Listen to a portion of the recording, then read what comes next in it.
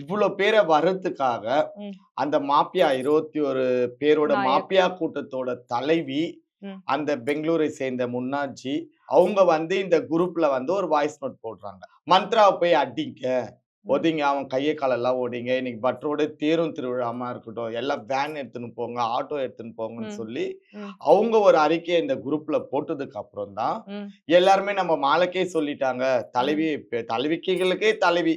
அவங்க சொல்லிட்டாங்கன்னு, ம். அடுத்து எதுவுமே யோசிக்காம, அவங்க ம். பேச்சுக்கு முக்கியத்துவம் குடுத்து எல்லாருமே வந்தாங்க. இது ஒரு சரி. மிரட்டல் தானே! ஆமா. இது ஒரு விஷயம். அதுக்கப்புறம் நான் இந்த பிரச்சனைகள்லாம் கையில கொண்டு வரும்போது, நம்ப எத நோக்கி போறோம்ன்றது எனக்கு புரியல. ஏன்னா, எல்லாரையுமே எனக்கு ஆப்போசிட்டா இவங்க திருப்பிட்டாங்க. சரி. அப்ப நான் தனியாயிட்டேன். நான் மட்டும் இல்ல. என் கூட இருக்கிற ஒரு 5, 6 ம். திருநங்கைகளு தனியா ஆவுறாங்க. நான் சரி. அவங்களாண்ட கேட்கிறேன். "எம்மா இந்த பிரச்சனை நான் மட்டுமே ஃபேஸ் பண்ணிக்கிறேன். நீங்க ம். எல்லாம் போய் இந்த ஜமாத் கூட இருந்துக்கோங்க. ம். என்னால உங்களுக்கு பிரச்சனை வேணாம்." ஆனாலும் என்னோட வளர்ப்பு, என் மேல இருந்த பாசம் ம். யாருமே என்ன விட்டு போல. லாபமும் நஷ்டமும் நம்ம எல்லாமே ஒண்ணா சேர்ந்து இத பண்ணுவோம். நாங்க உங்கள விட்டு போலன்னு என் கூடயே சரி. தங்கிட்டாங்க. அது சரி. எனக்கு ஒரு தைரியமா இருந்துச்சு. ம். ம். எனக்கு ஒரு ஊக்கமா இருந்தது. 4 பிள்ளைங்களா இருந்தாலும் நம்மளுக்கு உண்மையா இருக்குல்ல.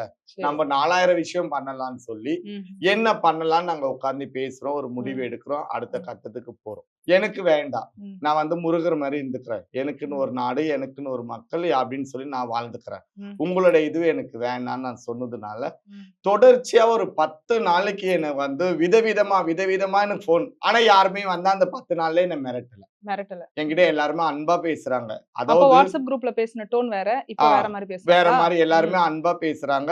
ம். எல்லாருமே வந்து செல்லம் கில்லம்லாம் பேசுறாங்க. ம். "இது விட்டுருடி நம்பலாம் ஒண்ணுடி. நம்பலாம் சென்னையில இருக்கிறவங்க" அப்படின்ற மாரியும் பேசுறாங்க. நெறைய விதங்கள்லாம் பேசுனாங்க. சரி. அப்ப நான் என்ன பண்ணேன் லாஸ்ட்டா இந்த 3 பேர நான் சந்திக்கணும். ம். ம். முன்னா, வெள்ளபானு, அன்பு. சரி. இவங்க 3 பேர நான் ஸ்ட்ரெய்ட் டூ ஸ்ட்ரெய்ட் நான் ஒரு கேள்வி கேட்கணும். ம். நான் என்ன பண்ணேன் உங்கள? ம். உங்க ம். குடிய கெடுத்தேனா? நான் என்ன செஞ்சேன்? என் குடிய ஏன் நீங்க கெடுத்தீங்க? ம். ம். நான் வாழ்ற இடத்துல இவ்ளோ பேர் வந்து இவ்ளோ அசிங்கம் பண்ணிலாம் போனீங்களே! ம். நான் திருப்பி அந்த தெருவுல எப்படி தலை நிமிர்ந்து வர முடியும்? அப்படின்னு கேட்டீங்க. ம். கேட்கணும். கேட்கணும்னு சில இருக்கு. விஷயங்கள ம். வந்து டைரக்ட்டா பார்த்து நான் பேசணும்னு சொல்லும்போது, அது ம். ஒரு திருநங்கைக்கு ரூ.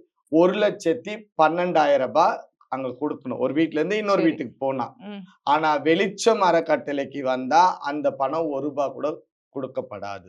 சரி. ஏன்னா, அந்த ஏப்ரல்ல ஒரு பிரச்சனை நாங்க சமாதானம் ம். ஆகும்போது, நான் சில கோரிக்கை வச்சேன். அதுல ஒரு கோரிக்கை இதையும் வச்சிருந்தேன். சரி. அத அவங்க ஒத்துக்கிட்டு எழுதி குடுத்தாங்க. அப்போ கிடையாது. இப்ப 80லருந்து 100 பேர் வந்திருக்காங்கன்னா, ம். ஒரு ஆளுக்கு ரூ. 1,00,000 100 பேருக்கு எவ்வளோ ஆச்சு? 1,00,00,000. லாஸ் தானே அவங்களுக்கு.